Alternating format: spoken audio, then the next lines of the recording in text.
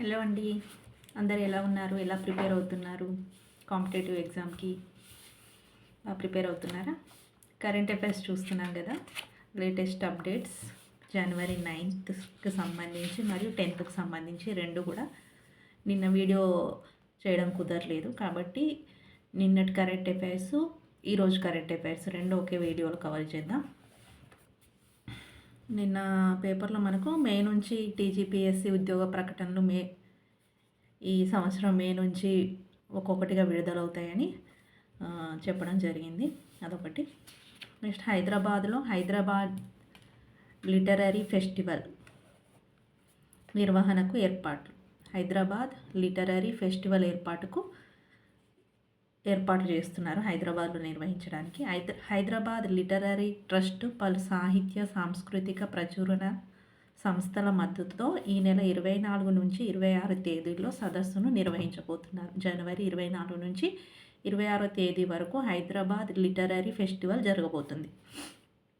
ఈ సదస్సులో సాహిత్యం, కథలు, మీట్ మై బుక్, అంతరించిపోతున్న భాషలు, సైన్స్, వాతావరణ మార్పులు, పిల్లలు, యువతకు సంబంధించిన కార్యక్రమాలు ఇలా మొదలగు 15 విభాగాలకు చెందిన కార్యక్రమాలను ఈ హైదరాబాద్ లిటరరీ ఫెస్టివల్లో నిర్వహించబోతున్నారు. ఇది లిటరరీ ఫెస్టివల్కు సంబంధించింది. నెక్స్ట్ పరిసరాల పరిశుభ్రత కార్యక్రమంలో సింగరేణి సంస్థకు జాతీయ స్థాయి గుర్తింపు అనేది లభించింది. ఏ సంస్థ? సింగరేణి సంస్థకు. కేంద్రం ప్రారంభించిన స్పెషల్ క్యాంపెయిన్ 4.0. ఇప్పటివరకు మన అప్డేట్ వర్షన్ 2.0 చూసాం, కానీ ఇక్కడ కొత్తగా 4.0 వచ్చింది. స్పెషల్ క్యాంపెయిన్ 4.0లో భాగంగా ఎక్కువ ప్రాంతాలను శుభ్రపరిచిన విభాగంలో ఈ సంస్థకు, సింగరేణి సంస్థకు అవార్డు దక్కింది. ఇప్పుడు ప్రస్తుతం మన సింగరేణి సీఎండీ ఎవరంటే బలరాం. ఇతను కేంద్ర మంత్రి కిషన్ రెడ్డి చేతుల మీదుగా అవార్డును అందుకున్నాడు. భారత అథ్లెట్ కమిషన్ చైర్పర్సన్గా లాంగ్ జంప్ దిగ్గజం అంజు బాబీ జార్జ్ ఎంపిక. అథ్లెట్ కమిషన్ చైర్పర్సన్గా ఎవరు ఎంపికయ్యారు అంటే అంజు బాబీ జార్జ్. ఈమె ఒక లేడీ మహిళ. ఈమె ఎందులో అంటే లాంగ్ జంప్ క్రీడాకారిణి. ప్రపంచ టెస్ట్ బౌలింగ్ ర్యాంకింగ్స్లో భారత స్టార్ పేసర్ జన్ప్రీత్ బూమ్రా తన నెంబర్ 1 స్థానాన్ని నిలబెట్టుకున్నాడు. ప్రపంచ బెస్ట్ బౌలింగ్ ర్యాంకింగ్లో ఫస్ట్ ప్లేస్ ఎవరు అంటే బూమ్రా. ఆల్రౌండర్లో మాత్రం రవీంద్ర జడేజా. నెక్స్ట్ మోటార్ వాహన ప్రమాదాల్లో బాధితులకు నగదు రహిత చికిత్స అందించే పథకం రూపొందించాలని సుప్రీంకోర్టు కేంద్రానికి ఆదేశించింది. నగదు రహిత చికిత్స అనేది అందించాలని, అమూల్యమైన తొలి గంట వ్యవధిలో చికిత్స అందేందుకు ఇది అవసరమని తెలిపింది. వెనువెంటనే సరైన చికిత్స అందించగలిగితే అనేక మంది బాధితుల ప్రాణాలను కాపాడేందుకు వీలుంటుందని మోటార్ వాహనాల చట్టం 1988లోని సెక్షన్ 166 క్లాస్ 2ను గుర్తు చేసింది సుప్రీంకోర్టు. మార్చి 14 లోపు చట్టం రూపొందించాలని కేంద్రం అనేది గడువు పెట్టింది. మరియు మార్చి 21 లోపు పథకం ప్రమాణపత్రంతో సహా తమకు సమర్పించాలని సుప్రీంకోర్టు అనేది కేంద్రానికి ఆదేశించింది. నగదు రహిత చికిత్స అందించే ఒక పథకాన్ని రూపొందించాలి. దీన్ని రూపొందించడం వల్ల తొలి గంటలోపు చికిత్స అనేది మనం ప్రమాదంలో గాయపడిన వాడికి అందించగలిగితే ప్రాణ నష్టం అనేది కలుగుతుందనే ఉద్దేశంతో సుప్రీంకోర్టు అనేది కేంద్రానికి ఆదేశించింది. రాజ్యాంగంలోని 21వ అధికరణ దేనికి సంబంధించిందంటే జీవించే హక్కు పరిరక్షించాల్సిన బాధ్యత కేంద్రానికి చట్టబద్ధంగా ఉందని ధర్మాసనం అనేది గుర్తు చేసింది. ఏ ధర్మాసనం? సుప్రీంకోర్టు ధర్మాసనం. ఈ జీవించే హక్కు మనకి ఏ అధికరణ ద్వారా కలుగుతుంది? 21. ఇట్లా మనం పేపర్ చదువుతుంటే మనకు అధికరణలు కూడా కవర్ అవుతున్నాయి. 21వ అధికరణ దేనికి సంబంధించి, అధికరణలు అన్నీ ఒకే దగ్గర చదివినా మనకు గుర్తుండదు. అదే ఈ టాపిక్లో భాగంగా మోటార్ వాహనాల చట్టంలో భాగంగా జీవించే హక్కు అనేది వస్తుంది. ఆ జీవించే హక్కు ఎన్నో అధికరణ? 21. ఇట్లా మనం కోరిలేట్ చేసుకుంటూ చదువుకుంటే మనకి అధికరణ అనేది ఈజీగా గుర్తుంటుంది. 21వ అధికరణ. నెక్స్ట్ పిత్తాశయ క్యాన్సర్కు కొత్త చికిత్స. 13 నెలలకు పెరిగిన రోగి జీవితకాలం. పిత్తాశయ క్యాన్సర్కు లక్నోలోని సంజయ్ గాంధీ పోస్ట్ గ్రాడ్యుయేట్ వైద్యశాస్త్ర సంస్థ పరిశోధకులు కొత్త చికిత్సా విధానాన్ని రూపొందించారు. ఖరీదైన ఇమ్యునోథెరపీకి అయ్యే ఖర్చులో చాలా తక్కువ. వీళ్ళు ఒక కొత్త చికిత్సా విధానాన్ని ఎవరు అందించారంటే సంజయ్ గాంధీ పోస్ట్ గ్రాడ్యుయేట్ వైద్య శాస్త్ర సంస్థ వాళ్ళు. దీనివల్ల రోగి జీవిత కాలం అనేది 13 నెలలకు పెరిగింది. ఖరీదైన ఇమ్యునోథెరపీకి అయ్యే ఖర్చులో చాలా తక్కువ ఖర్చుతో ఈ చికిత్సను అందించగలరు. దీన్ని వీళ్ళు ఈ వైద్య కళాశాలకు చెందిన వాళ్ళు కనుక్కున్నారు. ఇది రోగి జీవిత కాలాన్ని రెట్టింపు చేస్తుంది. ఉత్తర భారత మహిళలకు వచ్చే క్యాన్సర్లో ఈ పిత్తాశయ క్యాన్సర్ అనేది 3వ స్థానంలో ఉంది. అందుకోసమే దీని మీద పరిశోధనలు జరిపి తక్కువ ఖర్చుతో, ఎందుకంటే ఈ క్యాన్సర్ వచ్చిన వాళ్ళు ఎవరైనా బీదవాళ్ళు ఉంటే వాళ్ళు ఈ ఇమ్యునోథెరపీకి చాలా కొన్ని లక్షల వరకు ఖర్చు అవుతుంది. అంత ఖర్చు భరించలేరు కాబట్టి తక్కువ ఖర్చులో వాళ్ళకు చికిత్స అందించాలని ఉద్దేశంతో కొత్త చికిత్సా విధానాన్ని కనుక్కోవడం జరిగింది. ఆ పిత్తాశయ క్యాన్సర్ ఉత్తర భారతదేశంలో ఎక్కువగా ఉంది. అందులో 3వ స్థానంలో ఉంది. ఇది ఎందువల్ల వస్తుందంటే నీటి కాలుష్యం, స్థూలకాయం, కలుషిత ఆవ నూనెను మరియు అతిగా కాగిన నూనెను వాడడం వల్ల పిత్తాశయ క్యాన్సర్ వస్తుంది. నార్త్ స్టేట్లో ఎక్కువగా ఆవ నూనె వాడతారు. మనం ఇక్కడ సన్ఫ్లవరు, పల్లి నూనె ఎట్లా వాడతామో వాళ్ళు అక్కడ ఆవ నూనె వాడతారు. ఆ కలుషిత ఆవ నూనెను వాడటం వల్ల కూడా ఈ పిత్తాశయ క్యాన్సర్ వచ్చే ప్రమాదం ఉంది. నెక్స్ట్ ISA అంతర్జాతీయ సౌర కూటమి, ఇంటర్నేషనల్ సోలార్ అలయన్స్. తదుపరి డైరెక్టర్ జనరల్గా ఎన్నికైన భారతీయుడు ఎవరు అంటే ఆశిష్ ఖన్నా. ఈయనకన్నా ముందు అజయ్ మాథూర్ ఉన్నాడు. అజయ్ మాథూర్ స్థానంలో ఈ ఆశిష్ ఖన్నా అనే అతను ఎన్నికయ్యాడు. దేనికి? ISA అంతర్జాతీయ సౌర కూటమి, ఇంటర్నేషనల్ సోలార్ అలయన్స్ యొక్క నూతన డైరెక్టర్ జనరల్ ఎవరు అంటే ఆశిష్ ఖన్నా. ఎక్సర్సైజ్ వజ్ర ప్రహార్ ఇది ఇంకో బిట్. 15వ విడత విన్యాసాలను ఎక్కడ నిర్వహించారంటే అమెరికా ప్రత్యేక దళాలతో ఈ విన్యాసాలను నిర్వహించారు. దాన్ని ఎక్సర్సైజ్ వజ్ర ప్రహార్ అంటారు. 2024 నవంబర్ 2 నుంచి 22 వరకు నిర్వహించారు. అమెరికాలోని ఇడాహాలోని ఆర్చర్డ్ పోరాట శిక్షణ కేంద్రంలో ఈ 17వ విడత విన్యాసాలు అయిన ఎక్సర్సైజ్ వజ్ర ప్రహార్, ఇది మన ఇండియాకు సంబంధించింది కాదు, అమెరికాకు సంబంధించింది, అక్కడ నిర్వహించారు. ప్రాంతీయ విమానయాన అభివృద్ధి లక్ష్యంగా కేంద్రం ప్రారంభించిన ఉడాన్ అంటే ఉడ్ దేశ్ కా ఆమ్ నాగరిక్. ఉడాన్ అంటే UDAN, ఉడ్ దేశ్ కా ఆమ్ నాగరిక్ పథకాన్ని 10 సంవత్సరాల కాలం పాటు పొడిగిస్తున్నట్లు కేంద్ర పౌర విమానయ శాఖ మంత్రి కె రామ్మోహన్ నాయుడు ప్రకటించిండు. ఈ ఉడాన్ను ఇంకా 10 సంవత్సరాలు పొడిగిస్తున్నాం. దీన్ని 2016 అక్టోబర్ 21న ఉడాన్ పథకాన్ని ప్రారంభించారు. దీన్ని ఇంకా 10 సంవత్సరాల పాటు పొడిగిస్తున్నట్టు మన కేంద్ర పౌర విమాన శాఖ మంత్రి అయిన రామ్మోహన్ నాయుడు తెలిపాడు. ఉడాన్ అంటే ఏంది? ఉడే దేశ్ కా ఆమ్ నాగరిక్. నెక్స్ట్, నిరాదాయుకరణ వారంను ప్రపంచవ్యాప్తంగా ఐక్యరాజ్య సమితి అక్టోబర్ 24 నుంచి 30న నిర్వహిస్తారు. ఇప్పుడు రాబోయే అక్టోబర్ ప్రతి సంవత్సరం ఈ అక్టోబర్ 24 నుంచి 30 7 రోజులు ఈ వారాన్ని నిరాయుధీకరణ వారం అంటారు. దీన్ని ప్రపంచవ్యాప్తంగా ఎప్పుడు నిర్వహిస్తున్నారంటే అక్టోబర్ 24 నుంచి 30 అని ఐక్యరాజ్య సమితి తెలిపింది. ఇటీవల మరణించిన ప్రముఖ ఆర్థికవేత్త, ప్రధానమంత్రి ఆర్థిక సలహా మండలి చైర్మన్. ప్రముఖ ఆర్థికవేత్త మరియు ప్రధానమంత్రి ఆర్థిక సలహా మండలిగా చైర్మన్గా కూడా ఉన్నాడు. అతను ఎవరు అంటే బిబేక్ దేబ్రాయ్ అనే అతను ఇటీవల మరణించాడు. ఇతను ప్రధానమంత్రి ఆర్థిక సలహా మండలి చైర్మన్గా ఉన్నాడు మరియు ప్రముఖ ఆర్థికవేత్త. అతని పేరేంది? బిబేక్ దేబ్రాయ్. ఇది జనవరి 9కి సంబంధించిన కరెంట్ అఫైర్స్. జనవరి 10 ఈరోజు జనవరి 10కి సంబంధించిన కరెంట్ అఫైర్లో మనకు తెలంగాణ ప్రభుత్వం భూభారతి బిల్లును తీసుకొచ్చింది. దాన్ని గవర్నర్ ఆమోదం తెప్పాడు. కొత్త రెవెన్యూ చట్టం ఇది, ROR అంటారు, 2025. దీన్ని మనం తెలుసు, ధరణి ఈ స్థానంలో ధరణి భూస్థాపితం చేస్తా అది ఇదని రేవంత్ రెడ్డి అప్పట్లో స్పీచ్లో అన్నాడు కదా, దాని స్థానంలో వచ్చిందే ఈ భూభారత చట్టం. ధరణి పోర్టల్ స్థానంలో ఈ భూభారత చట్టం అనేది అమల్లోకి వచ్చింది. 2020 చట్టం, రెవెన్యూ చట్టం 2020 స్థానంలో 2025 భూభారతి చట్టాన్ని తీసుకురావడం జరిగింది. 2028 ఒలింపిక్స్ ఏమో లాస్ ఏంజల్స్లో జరగబోతున్నాయి. మనకు 2024 ప్యారిస్లో జరిగాయి కదా, ఇప్పుడు 2028 లాస్ ఏంజల్స్లో జరగబోతున్నాయి. ప్రతి 4 ఇయర్స్కి ఒకసారి జరుగుతాయి. అలాగే 2032 ఒలింపిక్స్ బ్రిస్సేన్లో జరగబోతున్నాయి.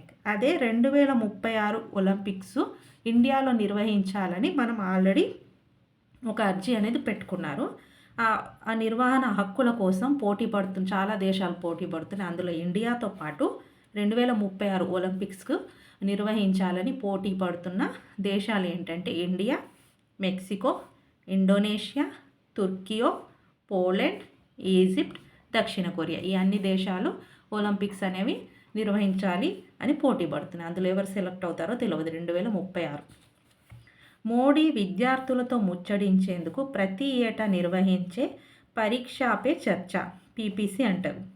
ఇది 10th క్లాసు బోర్డ్ ఎగ్జామ్, ఎవరైనా బోర్డ్ ఎగ్జామ్ ఇంటర్ స్టూడెంట్స్ ఉంటారు కదా, బోర్డు ఎగ్జామ్ రాసే విద్యార్థుల కోసం వాళ్ళ భయాన్ని పోగొట్టే ఉద్దేశంతో ఏర్పాటు చేసింది ఈ పరీక్షా పే చర్చ. దీంట్లో మోడీ పాల్గొంటాడు.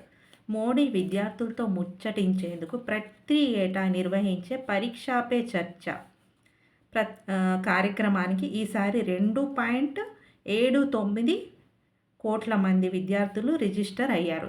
ఇంత భారీ స్థాయిలో రిజిస్టర్ అవ్వడం అనేది ఇదే మొదటిసారి. ఈ కార్యక్రమం అనేది ఇప్పుడు ఇది 8వ నిర్వహించడం. నెక్స్ట్ జీనోమిక్స్ డేటా సదస్సు అనేది ఢిల్లీలో జరుగుతుంది. జీనోమిక్స్ డేటా సదస్సు బయోటెక్నాలజీ రంగంలో పరిశోధనలకు జన్యు విశ్లేషణ సమాచారం కీలకమవుతుందని మోడీ పేర్కొన్నాడు. బయోటెక్నాలజీ రంగంలో పరిశోధనలకు జన్యు విశ్లేషణ అనేది కీలకమవుతుందని మోడీ పేర్కొన్నాడు. అంతకుముందు 10,000 మంది భారతీయుల జన్యు విశ్లేషణ సమాచారాన్ని కేంద్ర సాంకేతిక శాఖ మంత్రి జితేందర్ సింగ్ ఆవిష్కరించారు. ఫస్ట్ ఒక 10,000 మందికి సంబంధించిన జన్యు విశ్లేషణ సమాచారాన్ని ఇతను ఆవిష్కరించారు. ఈ సమాచారాన్ని పరిశోధకులతో పంచుకునేందుకు ఉద్దేశించబడిన ఒడంబడికను కూడా ఆవిష్కరించారు. భారత జనాభాలో విశిష్ట జన్యుక్రమాలను అర్థం చేసుకోవడం, ఒక నిర్దిష్ట సమూహానికి కావలసిన సమర్థవంతమైన ఔషధాలను తయారు చేయడంలో ఈ జన్యు విశ్లేషణ సమాచారం మెయిన్ ఎందుకు ఉపయోగపడుతుందంటే, మన జనాభాలో జన్యుక్రమం ఏ విధంగా ఉంది, భారత జనాభాలో ఆ జీన్కు సంబంధించి ఆ క్రమం అనేది ఏ విధంగా ఉంది అర్థం చేసుకోవడం, మరియు ఆ నిర్దిష్ట జన్యు సమూహాన్ని అర్థం చేసుకున్న తర్వాత వారికి సమర్థవంతమైన ఔషధాలను తయారు చేయడం కోసం ఈ జన్యు విశ్లేషణ అనేది ఉపయోగపడుతుందని మోడీ వెల్లడించాడు. భారతీయ జీవశాస్త్ర సమాచార కేంద్రం IBDC ద్వారా దేశంలో శాస్త్రవేత్తలు జీనోమ్ ఇండియా డేటాను దేశంలోని శాస్త్రవేత్తల జీనోమ్ ఇండియా డేటా అనేది ఈ జీనోమ్ ఇండియా డేటా అనేది భారతీయ జీవశాస్త్ర సమాచార కేంద్రం ద్వారా జీనోమ్ ఇండియా డేటా అనేది అందుబాటులో ఉంటుందని తెలపడం జరిగింది. ఇది జీనోమిక్స్ డేటా సదస్సు 2025 ఎక్కడ జరుగుతుంది? ఢిల్లీలో. నెక్స్ట్ అవిభక్త భారత IMDకి 150 సంవత్సరాలు అయింది. IMD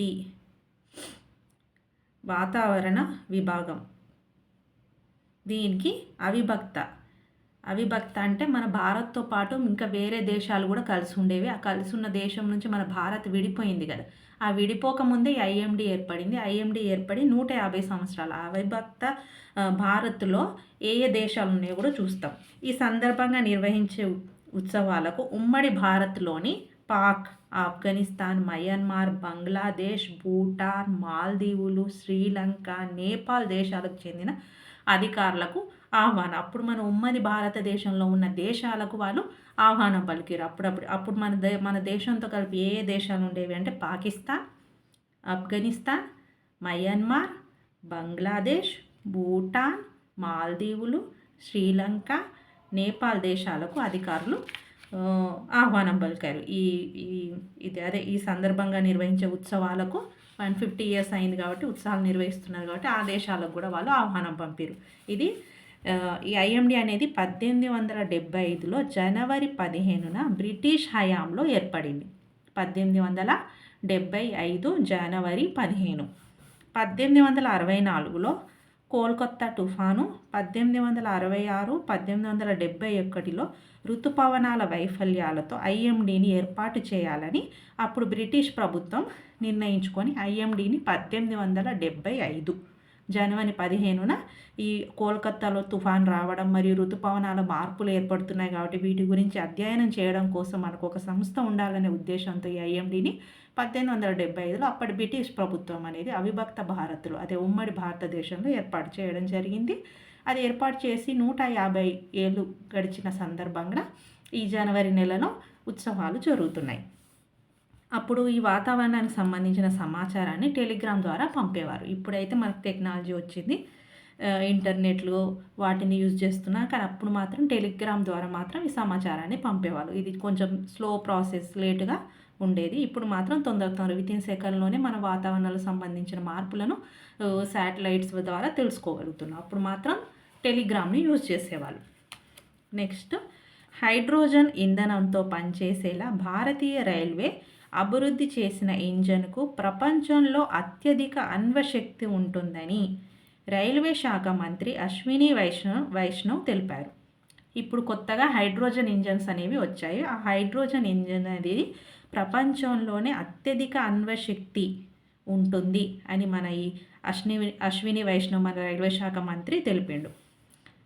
ఒడిశా భువనేశ్వర్తో జరుగుతున్న ప్రవాస భారతీయ దివస్ సందర్భంగా, మన ప్రవాస భారతీయ దివస్ అనేది ఎక్కడ జరుగుతుంది? ఒడిశాలోని భువనేశ్వర్లో జరుగుతుంది. ఆ సందర్భంగా ఇతను ఏం చెప్పాడంటే, హరిత అనుసంధానత సుస్థిరాభివృద్ధికి ప్రవాసుల చేయూత అనే అంశంపై నిర్వహించిన ప్లీనరీ సదస్సులో, ప్రవాస భారతీయుల సదస్సులు కాబట్టి ఆ ప్రవాసీయులు మనకు ఎంతో కొంత చేయూత సహాయం అందించాలనే ఉద్దేశంతో హరిత అనుసంధానత సుస్థిరాభివృద్ధికి ప్రవాసుల చేయూత అనే అంశంపై నిర్వహించిన ప్లీనరీ సదస్సులో ఈయన ప్రసంగించిండు. ఎవరు?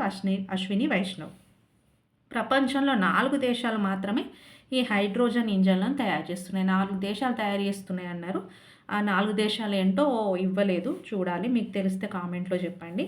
కానీ అవి 500 నుంచి 600 హార్స్ పవర్ సామర్థ్యంతో పనిచేస్తాయి. 4 దేశాలు మాత్రమే హైడ్రోజన్ ఇంజన్స్ను ఉపయోగిస్తున్నాయి. అవి 500 నుంచి 600 హార్స్ పవర్తో పనిచేస్తే, మనం దేశీయ సాంకేతికతతో తయారు చేసిన ఈ హైడ్రోజన్ ఇంజన్ మాత్రం 1200 హార్స్ పవర్తో ఉంటుంది. అందుకే దీనికి ప్రపంచంలో అత్యధిక అణ్వశక్తి ఉందని చెప్పారు. హర్యానాలోని జింద్ సోనిపత్ మార్గంలో త్వరలోనే ఇవి ప్రయోగాత్మకంగా పరుగులు తీస్తాయని ఆయన చెప్పాడు. మనం ఇంకా స్టార్ట్ చేయలేదు, ప్రయోగం అనేది అయింది. ఇంకా దాన్ని ఏమంటారు, చూడాలి కదా, అది ఎలా పనిచేస్తుందో చూడడానికి. హర్యానాలోని జింద్ సోనిపత్ మార్గంలో, ఏ మార్గంలో? హర్యానాలో ఎక్కడ పరీక్షించున్నారంటే దీన్ని జింద్ సోనిపత్ మార్గంలో ప్రయోగించనున్నారు. Next, Hyderabad book fair society వ్యవస్థాపక అధ్యక్షుడు ఇందర్జీత్ తల్వార్. మనకు బుక్ ఫేర్ జరుగుతూ ఉంటుంది కదా హైదరాబాద్లో ప్రతి ఇయర్, దానికి వ్యవస్థాపక అధ్యక్షుడైన ఇందర్జీత్ తల్వార్ అనే అతను మరణించాడు. నెక్స్ట్, తరిణి బోటుకు సంబంధించి కూడా చూద్దాము. తరిణి బోటుకు సంబంధించి ఏంటంటే, అంతర్జాతీయ కాలరేఖను దాటిన తరిణి బోట్ అని ఇచ్చారు. అంతర్జాతీయ కాలరేఖ అంటే ఏంటి, అసలు తరిణి బోట్ అంటే ఏంటి, దాటడం ఏంటి అనే విషయం చూద్దాం. భారత నౌకాదళానికి చెందిన తెరచాప బోటు. ఇది మన భారత నౌకాదళానికి చెందిన తెరచాప బోటు, మోటార్ బోట్ కాదు, తెరచాప బోటు. దాని పేరే ఈ తారిణి. తరిణి కాదు, తారిణి. తారిణి. ఇది భారత కాలమానం ప్రకారం 11:30కి అంతర్జాతీయ కాలరేఖ ఇంటర్నేషనల్ డేట్ లైన్ను దాటింది. ఈ తెరచాప బోటు తారిణి 11:30 గంటలకు అంతర్జాతీయ కాలరేఖను దాటిందంట. ఉత్తర దక్షిణ ధృవాల మధ్య విస్తరించి ఉండే ఈ రేఖను 2 క్యాలెండర్ తేదీల మధ్య సరిహద్దుగా పరిగణిస్తారు. ఈ జాగ్రఫీలో వస్తుంది మనకిది. ఉత్తర దక్షిణ ధృవాలు ఉంటాయి. ఆ ఉత్తర దక్షిణ ధృవాల మధ్య విస్తరించి ఉండే ఈ రేఖను ఉత్తర దక్షిణ మధ్య విస్తరించి ఉండే ఈ రేఖను 2 క్యాలెండర్ తేదీల మధ్య దాన్ని మనం సరిహద్దు రేఖగా పరిగణిస్తారంట. సముద్రాల గుండా భూమిని చుట్టి రావడానికి బయలుదేరిన ఈ బోటు, ఈ తారిణి అనే బోట్ దీని ముఖ్య ఉద్దేశం ఏంటంటే, మనం అనుకున్నాం కదా అంతర్జాతీయ రేఖను దాటిందంటే దీని ముఖ్య ఉద్దేశం ఏంటంటే సముద్రాల గుండా భూమిని చుట్టొస్తుంది. అలా చుట్టి రావడానికి బయలుదేరిన ఈ బోటును 2 మహిళా అధికారులు నడిపారంట. గ్రేట్ కదా. వాళ్ళెవరు? దీనా, రూపా అనే 2 మహిళా అధికారులు ఈ బోటును నడిపించారు. తారిణి గత అక్టోబర్ 2024 అక్టోబర్న గోవా రేవు నుంచి బయలుదేరింది. సాగర జలాల్లో మొత్తం 21,600 నాటికల్ మైళ్ళ దూరం సాగే ఈ సాహస యాత్రకు నావికా సాగర్ పరిశ్రమ 2గా నామకరణం చేశారు. దీనికి ఇది మనం సముద్రాల ద్వారా భూమిని చుట్టి రావడం దీని ముఖ్య ఉద్దేశం కదా. దానికి వీళ్ళు పెట్టిన పేరు ఏంటంటే నావికా సాగర్ పరిశ్రమ 2. ఈ మొత్తం ఎన్ని నాటికల్ మైళ్ళ దూరం ప్రయాణిస్తుందంటే 21,600 నాటికల్ మైళ్ళ దూరం ప్రయాణిస్తుంది. గోవా నుంచి బయలుదేరిన తారిని 3 అగ్రాలను, వాటినే కేప్ అంటారు, ఆ 3 అగ్రాలను దాటి మళ్ళీ గోవాకు తిరిగి రావడంతో ఆ భూ ప్రదక్షిణ అనేది పూర్తవుతుంది. ఫస్ట్ గోవా నుంచి స్టార్ట్ అయ్యి మధ్యలో 3 అగ్రాలు ఉంటాయట. ఆ 3 అగ్రాలను దాటి మళ్ళీ గోవాకు వస్తుంది. అలా రావడం వల్ల అది సముద్రాల గుండా భూమిని ప్రదక్షిణ చేసినట్టు ఒక రౌండ్ అనేది పూర్తవుతుంది. అది తారిణి బోటుకు సంబంధించింది. నెక్స్ట్ లెబనాన్ అధ్యక్షుడు జోసెఫ్ జేన్ అనే అతడు లెబనాన్ అధ్యక్షుడిగా ఎన్నికయ్యాడు. ఇది జనవరి 10కి సంబంధించిన కరెంట్ అఫైర్స్. ఇందులో మనకి ఈరోజు మంచి మంచి న్యూసెస్ వచ్చాయి కదా. హైదరాబాద్ లిటరరీ ఫెస్టివల్ గురించి చూసుకున్నాము. అంతేవిధంగా సింగరేణికి అవార్డు వచ్చింది, జాతీయ అవార్డు. ఎందుకు? ఎక్కువ పరిసరాలను పరిశుభ్రత చేసిన కారణంగా. భారత అథ్లెట్ కమిషన్ చైర్పర్సన్ అనుకున్నాము అంజు బాబీ జార్జ్. అదేవిధంగా టెస్ట్ బౌలింగ్లో ఫస్ట్ ర్యాంక్ ఎవరు? బుమ్రా. ఆల్రౌండర్లో రవీంద్ర జడేజా. మోటార్ ప్రమాదాలకు సంబంధించి ఒక చట్టాన్ని, నగదు రహిత చట్టాన్ని తీసుకురావాలని కేంద్రానికి సుప్రీంకోర్టు సూచించడం. అందులో మనం జీవించే హక్కు 21వ అధికరణ గురించి చూసాము. ఈ మోటార్ వాహన చట్టం 1988లో తీసుకురావడం. మరియు ఇంకోటి పిత్తాశయ క్యాన్సర్కు సంబంధించి చూసాము. దీని ఉత్తర భారతదేశంలో ఇది 3వ స్థానంలో ఉందని, దాన్ని తగ్గించి జీవిత కాలాన్ని పెంచడం కోసం ఒక చికిత్సా విధాన్ని తీసుకొచ్చారు. లక్నో హాస్పిటల్కి చెందిన వాళ్ళని చూసాము. ఇది ఎందుకు వస్తుంది అని అంటే కలుషితమైన నూనె వాడటం వల్ల వస్తుంది, అది చూసాము. తర్వాత ఐఎస్సి అంతర్జాతీయ సౌర కూటమికి నూతన డైరెక్టర్ జనరల్ ఎవరు? ఆశీష్ ఖన్నా అని చూసాము. Next exercise Vajraprahar. ఈ విన్యాసాలు అమెరికాకు సంబంధించి అమెరికాలో జరిగాయని చెప్పుకున్నాము. నెక్స్ట్ ఉడాన్కు సంబంధించి ఒక న్యూస్ చూసాము. ఈ ఉడాన్ పథకాన్ని ఇంకొక 10 సంవత్సరాలు పొడిగించడం, అది చూసాము. మరియు నిరాయుధీకరణ వారంగా అక్టోబర్ 24 నుంచి 30, ఒక వారం కాబట్టి 24 నుంచి 30 వరకు నిరాయుధీకరణ వారంగా జరుపుకుంటారని అనుకున్నాము. ఈ బిబేక్ దేబ్రాయి ప్రధానమంత్రి ఆర్థిక సలహా మండలి అధ్యక్షుడుగా ఉన్నాడు, చైర్మన్గా ఉన్నాడు. ఇతడు మరణించాడు. భూభారతి బిల్లు గురించి చూసాము. ఒలింపిక్స్ 2036 జరిగే ఒలింపిక్స్ కోసం భారత్ అనేది ప్రయత్నిస్తుంది. అదే వారికి ఆతిథ్యం ఇవ్వడం కోసం భారత్ పోటీ పడుతుంది. అదే నెక్స్ట్ పరీక్ష పే చర్చ పీపీసీ అంటాము. దానికోసం ఈసారి అధిక మొత్తంలో, భారీ మొత్తంలో 2.79 కోట్ల మంది విద్యార్థులు రిజిస్టర్ చేసుకోవడం గురించి చూసాము. నెక్స్ట్ జీనోమిక్స్ డేటా సదస్సు ఢిల్లీలో జరిగింది. జీనోమ్ ఇండియా డేటా తయారు చేయడం కోసం ఉద్దేశించిన ఈ జీనోమిక్స్ సదస్సు జన్యు విశ్లేషణ కోసం ఉపయోగపడుతుంది. దానికి సంబంధించి చూసాము. నెక్స్ట్ అవిభక్త భారత్లో ఐఎండి అనేది ఏర్పడి 150 సంవత్సరాలు పూర్తయింది. ఐఎండి 150 ఉత్సవాలు. ఈ ఐఎండి ఎప్పుడు ఏర్పడింది? 1875 జనవరి 15లో ఏర్పడ్డాము. ఐఎండికి సంబంధించి చూసాము. నెక్స్ట్ హైడ్రోజన్ ఇంజన్ గురించి చూసాము. హైడ్రోజన్ ఇంజన్ 4 దేశాలే యూజ్ చేస్తున్నాయి. అందులో మన భారతదేశం అనేది ఎక్కువ, ప్రపంచంలోనే అత్యధిక అణుశక్తి ఉంటుంది ఈ ఇంజన్కి. 1200 హార్స్ పవర్తో పనిచేస్తుంది. దీన్ని జింద్ సోనిపత్, హర్యానాలోని జింద్ సోనిపత్ మార్గంలో ప్రయోగించనున్నారని తెలుసుకున్నాము. Book fair, Hyderabad book fair వ్యవస్థాపక అధ్యక్షుడు ఇందర్జిత్ తల్వార్ మరణం. నెక్స్ట్ తారిణి బోటు గురించి చూసాము. తారిణి బోటు భూమి చుట్టూ, సముద్రాల ద్వారా భూమి చుట్టూ ప్రదక్షిణ చేయడానికి ఉద్దేశించబడింది. దీనికి 2 మహిళా అధికారులు నడిపారు, దీనా రూప. దానికి సంబంధించి మరి లాస్ట్ లెబనాన్ అధ్యక్షుడు జోసెఫ్ జైన్ అతను ఎన్నికయ్యాడు. ఇవి ఈ రోజుకు సంబంధించిన ఇంపార్టెంట్ కరెంట్ అఫైర్స్ గురించి చూసాము. Thank you for watching.